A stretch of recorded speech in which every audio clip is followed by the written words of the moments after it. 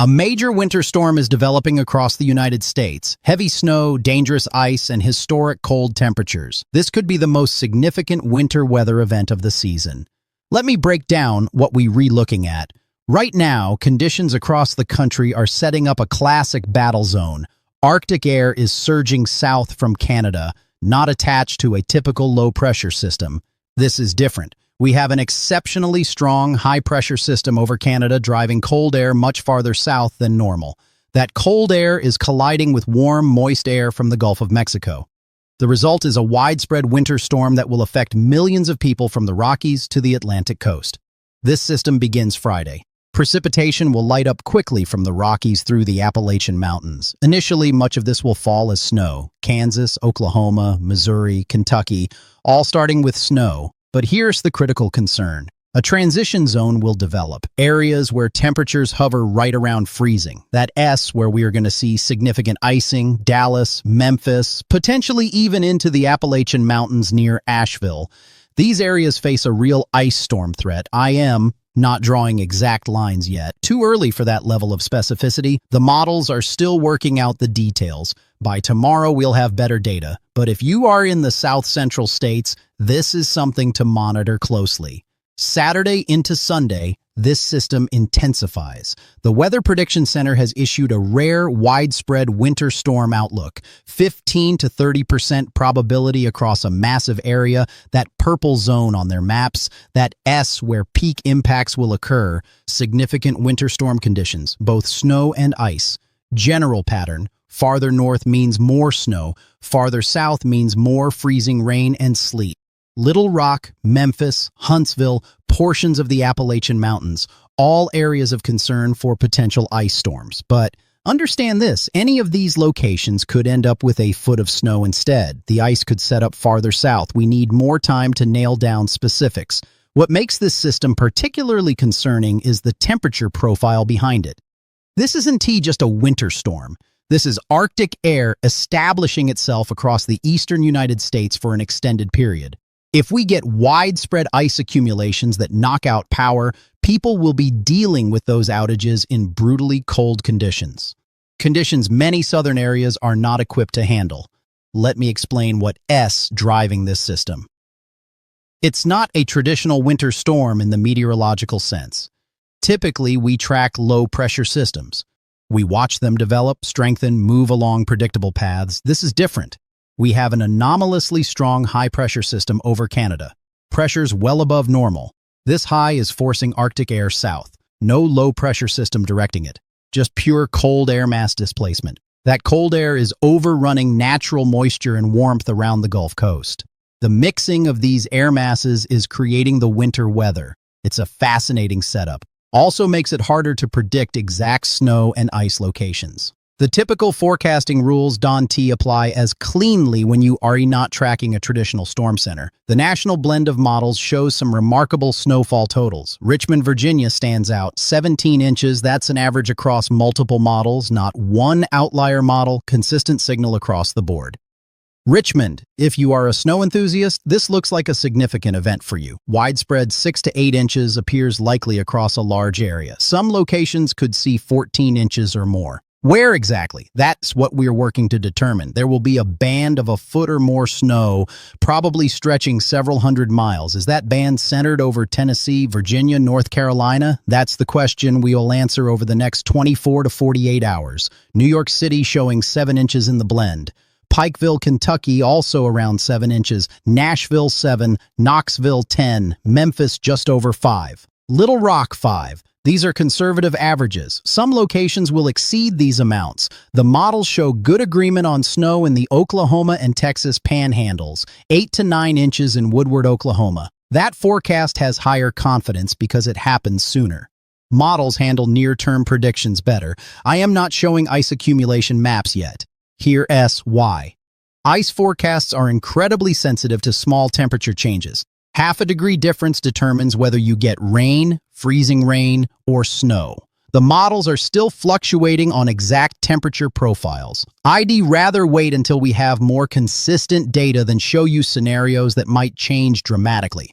But I will tell you this, some model runs are showing over an inch of ice in Atlanta. over 2 inches in Fayetteville, North Carolina, significant accumulations in Dallas. If 3/4 of an inch of ice accumulates in these areas, we re-looking at catastrophic impacts, power outages lasting days, tree damage, impassable roads. But again, this could change. The storm could track differently. I am not advertising worst-case scenarios when there is still substantial uncertainty. What I am confident about is the cold. The Arctic air mass behind this system is legitimate. Look at the temperature forecasts for Tuesday morning. Huntsville, Alabama, -10 degrees Fahrenheit. Not wind chill, actual temperature. Huntsville will be colder than much of Canada. Memphis, -6 degrees. Clarksville, Tennessee, -9 degrees. Think about that for a moment. These are cities in the deep south. Most homes aren't built for sustained temperatures below zero. Many people don't own the kind of winter clothing you'd need for these conditions. Heating systems that work fine at 20 degrees may struggle at -10. Water pipes that never froze before could freeze now. Now layer in potential power outages from ice. You see the concern. -10 degrees without electricity in a home not designed for extreme cold. That's dangerous. We need to hope the ice forecast doesn't materialize, because if it does, combined with these temperatures, this becomes a serious public safety situation. The 6 to 10 day outlook keeps us locked in a brutally cold pattern, well below average temperatures across the entire eastern 2/3 of the country. This cold air isn't moving out quickly. After this system passes, another potential storm could impact the East Coast later next week. Winter has arrived. Multiple systems possible over the coming 10 days. Let's talk about the meteorology driving these temperatures. That high-pressure system over Canada. Pressures approaching 1050 millibars in some model runs. That's exceptionally strong. High-pressure systems rotate clockwise in the northern hemisphere. This one is positioned perfectly to funnel Arctic air straight south into the United States. No mountains to block it. No other weather systems to deflect it. Just a fire hose of cold air aimed at the southeast. Once that cold air establishes itself, it's reinforced by snow cover. Snow reflects sunlight, doesn't absorb heat like bare ground, so temperatures stay suppressed even on sunny days. You get a feedback loop. Cold air allows snow to fall. Snow keeps temperatures cold. High pressure keeps skies clear at night. Clear skies allow temperatures to crash even further. That is how you end up with -10 in Alabama. Some of you remember the February 2021 event in Texas. Sustained cold, power grid failures, burst pipes, lives lost. This has similarities. Hopefully, lessons were learned from that event. Power companies have winterized infrastructure, but this cold is more extreme, covers a larger area, lasts longer. Everyone needs to prepare as if the power might go out.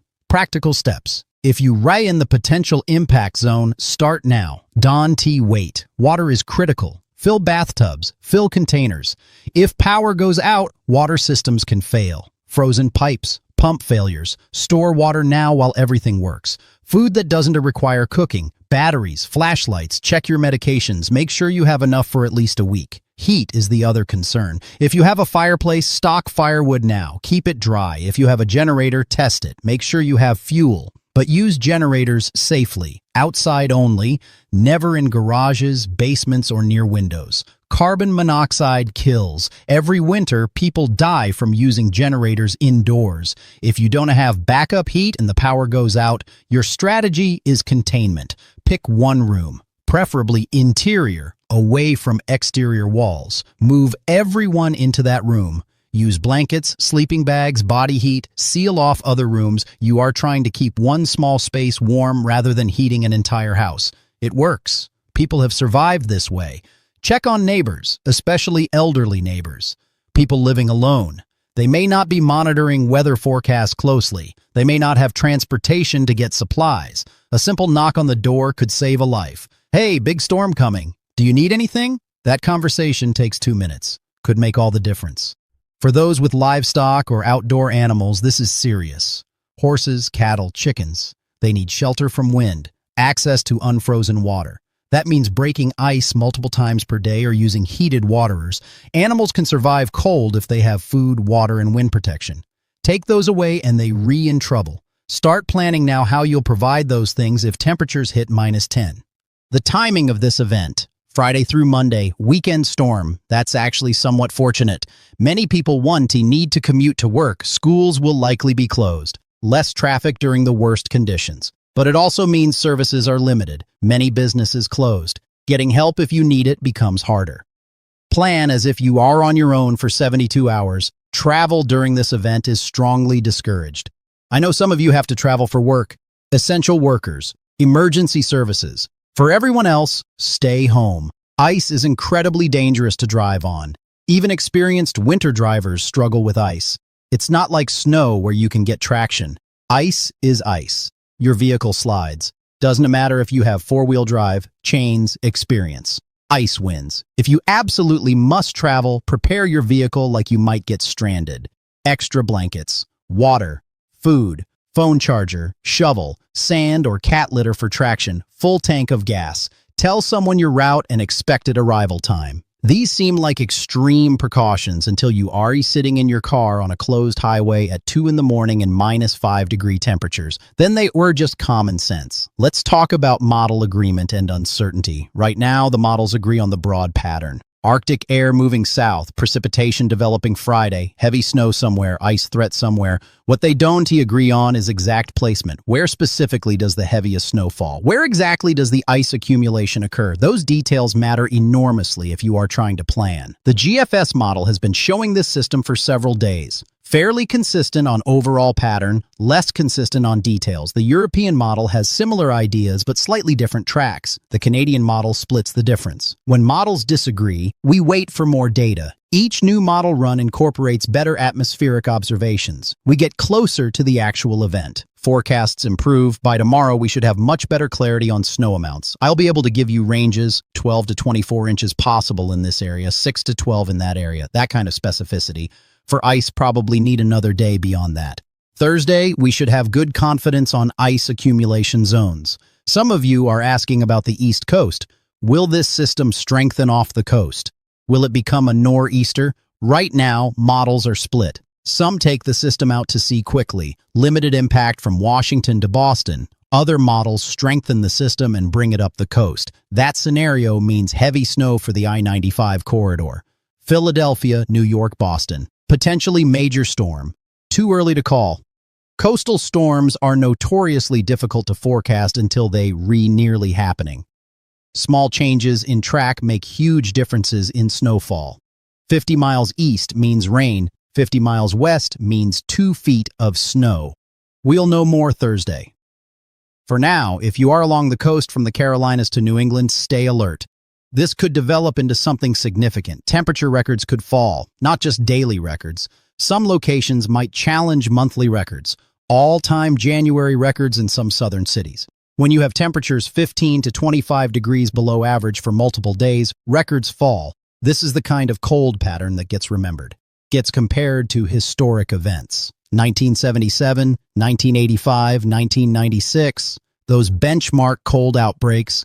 The atmospheric setup also favors lake effect snow, Great Lakes region, Buffalo, Cleveland, Erie. You were already dealing with some lake effect. Once this Arctic air settles in over the relatively warm lake waters, lake effect intensifies. Could see multiple feet of snow in the typical lake effect belts. That S separate from the main system, just a bonus if you live downwind of the lakes. Snow removal is going to be challenging in the south. Many cities don't have extensive fleets of snowplows. Don't stockpile road salt. When a foot of snow falls in Atlanta or Memphis, it doesn't get cleared quickly. Might be days before secondary roads are passable. Even major highways can be problematic. If you live in these areas, plan on being home for several days after the storm. Speaking of snow removal, for those of you planning to shovel, pace yourself. Snow shoveling causes heart attacks. Every winter, particularly heavy, wet snow. Take breaks. Don't try to move massive amounts at once. Push snow rather than lifting when possible. If you feel chest pain, shortness of breath, stop immediately. Seriously, the snow will still be there. Your life won't if you have a heart attack. For areas expecting significant snow, don't shovel too early. Let the bulk of the snow fall, unless it's extremely heavy and piling up faster than you can manage. But generally, better to shovel once after the storm than multiple times during it. Exception is ice. If you were getting freezing rain followed by snow, you want to clear the ice before snow covers it. Otherwise, you are shoveling snow off ice and that's miserable. The economic impact of this storm could be substantial. Transportation shutdowns, businesses closed. agricultural losses, utility restoration costs. When you have a storm affecting this many states simultaneously, costs add up quickly. Power companies will bring in crews from unaffected areas, takes time to mobilize, takes time to restore service, particularly if ice has damaged infrastructure over a wide area. This is also a supply chain challenge. Trucks can drive in ice storms, warehouses lose power, distribution centers shut down. Products that normally flow smoothly across the country get stuck. You might see temporary shortages of various goods in affected areas, not because there's an actual shortage, but because distribution networks are disrupted. Another reason to stock up now rather than waiting. Air travel will be heavily impacted. Major airports in Dallas, Memphis, Atlanta, Charlotte, Nashville, all potentially dealing with winter weather. Flight cancellations cascade across the system. You could be in Phoenix trying to fly to Miami and still get delayed because your aircraft is stuck in Memphis. If you have travel planned for this weekend or early next week, start looking at alternatives now. For farmers, this is concerning. Livestock exposed to these temperatures suffer. Crops still in fields could be damaged, orchards particularly. Sustained temperatures below zero can damage or kill fruit trees. Irrigation systems freeze, equipment fails in extreme cold. Farmers in the South generally aren't equipped for -10 degrees. This could cause agricultural losses that extend beyond this immediate event. The wildlife will struggle too. Birds, deer, small mammals, they readapted for southern winters, not Arctic conditions. You'll see increased mortality, particularly among birds. They burn through fat reserves trying to stay warm. Can find food under deep snow and ice. If you feed birds, keep feeders full. Break ice on bird baths. Small actions help. Some of you are already seeing problems. South central Wisconsin was experiencing rain this morning. Some areas reporting it east changed to snow. That transition is happening. Eastern Colorado saw temperatures drop to 17 degrees. Wind chills down to 5. That's the cold air we were talking about. It's real. It's here. It's moving south. The contrast is remarkable. While Colorado deals with bitter cold, Florida is enjoying near-perfect weather. South Carolina has been rainy but mild. Mississippi saw tornado warnings yesterday from warm, unstable air. By this weekend, all of that changes. The warm air gets displaced. Arctic conditions take over. Temperature swings of 40 to 50 degrees in some locations. That kind of rapid change stresses everything. Buildings, infrastructure, people's bodies. We need to talk about burst pipes. This is a real concern at these temperatures. Pipes in exterior walls, crawl spaces, unheated areas. They can freeze and burst. Prevention is simple but requires action. Let faucets drip. Moving water is harder to freeze. Open cabinet doors under sinks. Let warm air circulate. Disconnect garden hoses. Shut off exterior faucets if possible. If your power goes out and your heat stops, you need to winterize your plumbing immediately. Drain your water system, open all faucets, flush toilets, get water out of pipes before it freezes. Burst pipes cause thousands of dollars in damage. Flooded homes, ruined belongings, much easier to prevent than repair.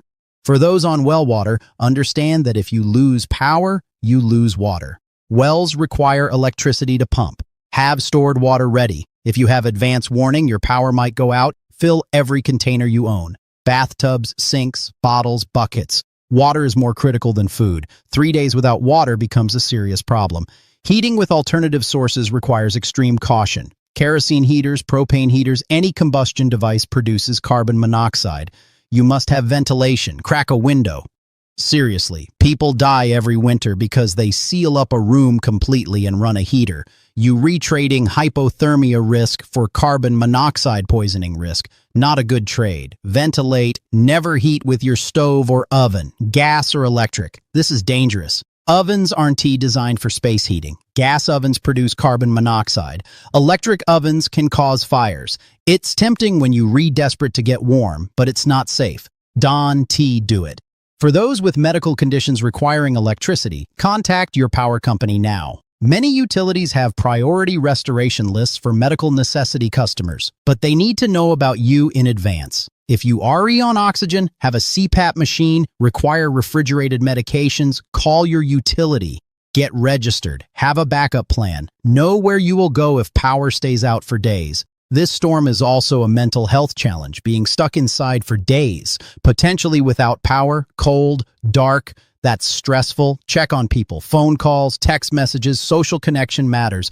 Isolation plus stress creates real psychological strain, particularly for people already dealing with depression or anxiety. Winter storms intensify those conditions.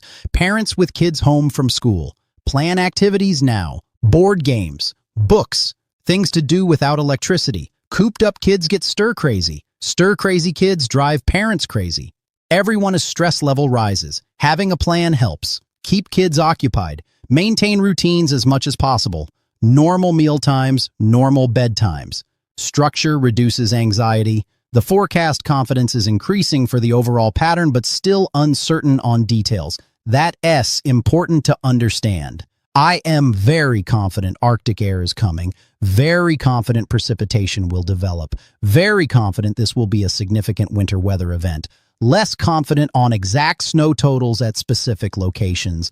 Even less confident on precise ice accumulation zones. That is honest forecasting. Acknowledge what you know. Acknowledge what you don't.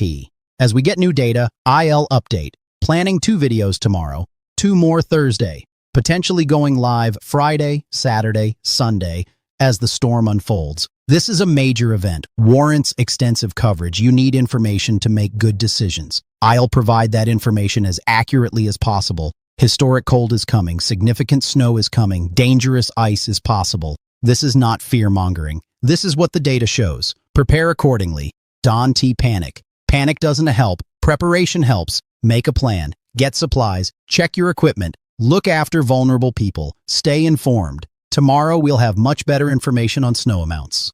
Specific ranges for specific cities. Thursday we should have clarity on ice, where the transition zone sets up, how much accumulation is likely. For now, broad awareness is appropriate. If you are anywhere from Texas to North Carolina and north to the Ohio Valley, this storm affects you in some way. Pay attention. The models will continue updating every 6 hours. Each run gives us more information. Patterns will come into focus. What looks uncertain today will be clear by Friday. That's how meteorology works. We start with broad patterns. Narrow down to specifics. Confidence increases as the event approaches. Some of you have been through worse.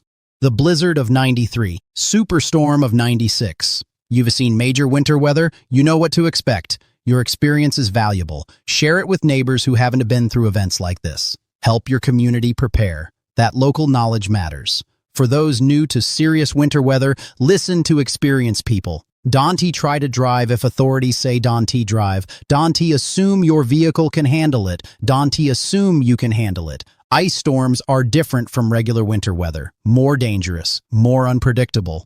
Stay home, stay safe. This forecast will continue to evolve. Check back for updates, follow official sources, National Weather Service, local emergency management, reputable meteorologists. Avoid social media panic and speculation. Stick to data-driven forecasts. Make decisions based on accurate information. Winter is asserting itself across the eastern United States. This is the first major test of the season. Hopefully not the last, but certainly one that will be remembered. Prepare now. Don't wait. Conditions will deteriorate quickly once this system arrives. Friday afternoon, things start changing. By Saturday morning, heavy snow and ice will be falling across multiple states. Sunday, the cold intensifies. Monday morning brings the coldest temperatures. You have time. Use it wisely. Get ready. Be safe. Help others. We'll get through this together. Check back tomorrow for detailed snow